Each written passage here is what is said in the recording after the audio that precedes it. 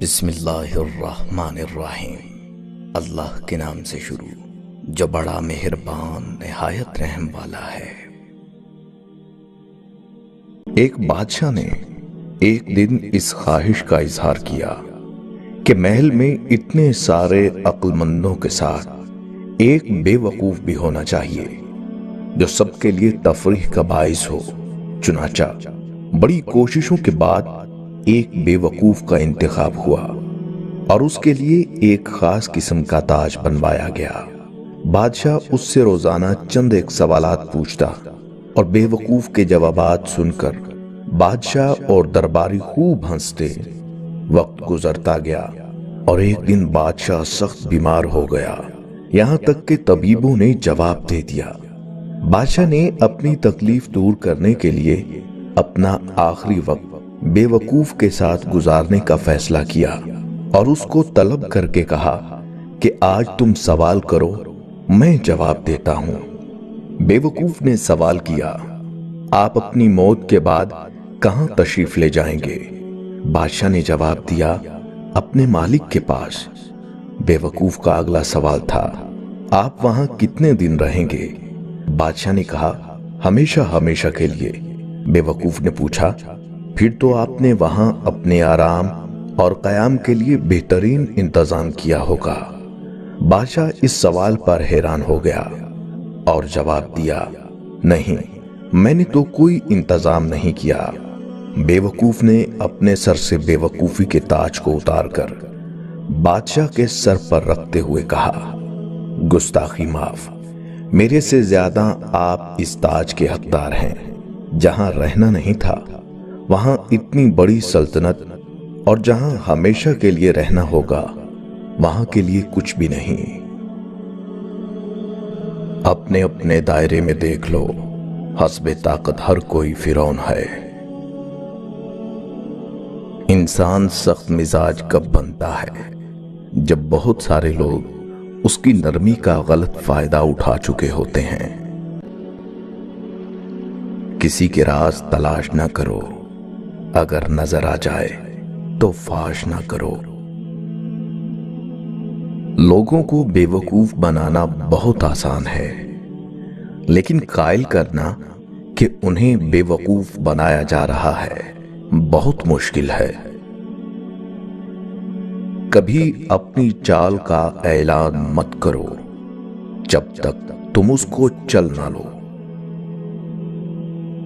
عورت وہ بند کلی ہے جو اپنے مرد کی ذرا سی چاہت اور توجہ پا کر کھلے گلاب کی مانند مہکنے لگتی ہے۔ دشمن کو اپنی کامیابی سے مارو اور اپنی مسکراہٹ سے دفناؤ۔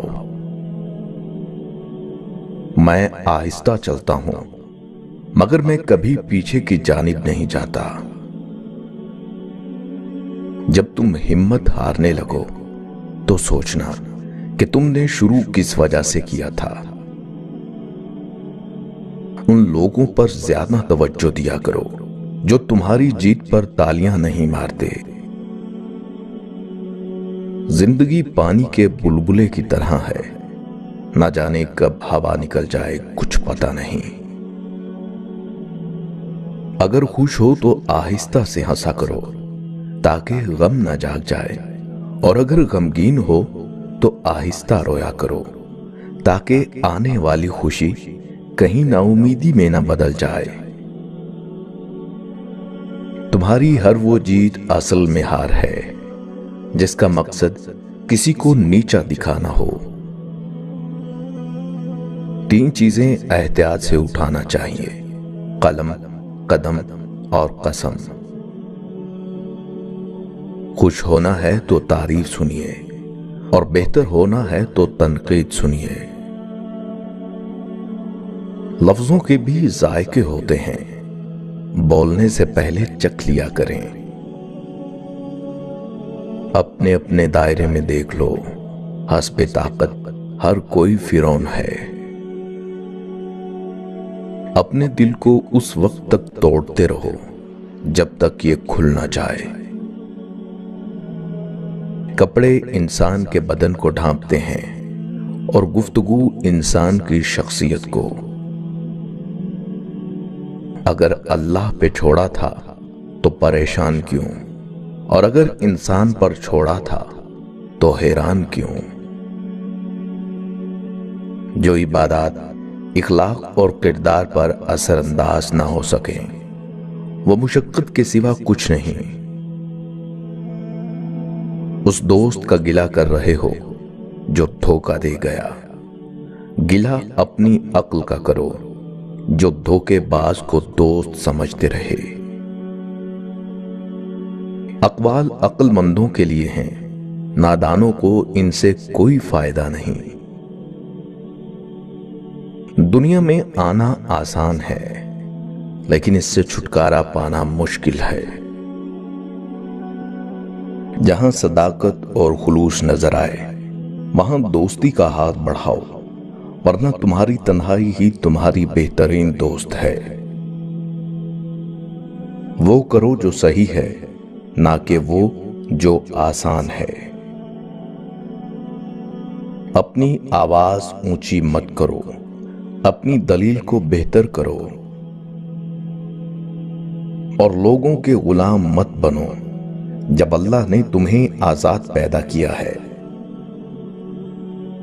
جو آدمی ارادہ کر لیتا ہے اس کے لیے کچھ بھی ناممکن نہیں۔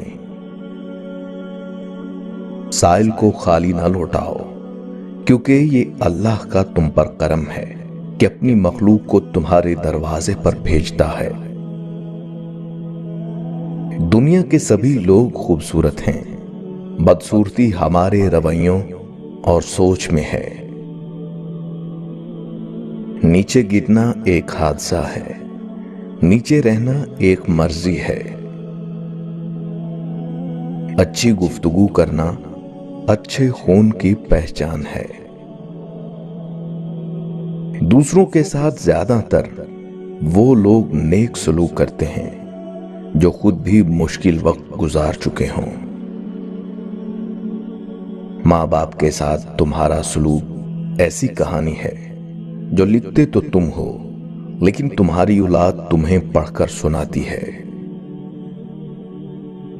جو عبادات اخلاق اور کردار پر اثر انداز نہ ہو سکیں وہ مشقت کے سوا کچھ نہیں۔ جو مانگوں دے دیا کرے زندگی، کبھی تو میرے باپ جیسی بن کر دکھا۔ دلاسا دیتے ہوئے لوگ کیا سمجھ پاتے، ہم ایک شخص نہیں کائنات ہارے تھے۔ جب انسان پر اچھا وقت آتا ہے تو وہ بھولنے والی چیزوں میں سب سے پہلے اپنی اوقات بھولتا ہے۔ کچھ لوگوں کو عزت راس نہیں آتی جب تک ان کے جیسے نہ بن جاؤ، ان کو سمجھ نہیں آتی۔ اور محبت کو الفاظ میں نہیں لہجوں میں تلاش کرو۔ الفاظ تو منافقین کے بھی بہت میٹھے ہوتے ہیں۔ میں آج تک اپنی خاموشی پر نہیں پچھتایا، جب بھی پچھتایا اپنے بول پر پچھتایا۔ کسی زمانے میں روزانہ رات کو باقاعدگی سے ابو کی ٹانگیں دباتا اور سر کی مالش کرتا تھا۔ پھر لیپ ٹاپ اور اینڈرائیڈ موبائل آیا اور اس فریضے کو گویا بھول ہی گیا۔ پچھلے دنوں ابا جی ایک لمبے سفر سے لوٹے تو تھکن کی وجہ سے چال میں کچھ لنگڑاہٹ سی محسوس ہوئی۔ نہ جانے کیوں دل میں خیال آیا اور ابا کی ٹانگیں دبانے بیٹھ گیا۔ ابا نے بس ایک سوال پوچھا، بیٹا موبائل تو ٹھیک ہے نا؟ یہ چند لفظوں کا ایک سوال نہیں، ہزاروں لفظوں پہ بھاری ایک نوحہ ہے۔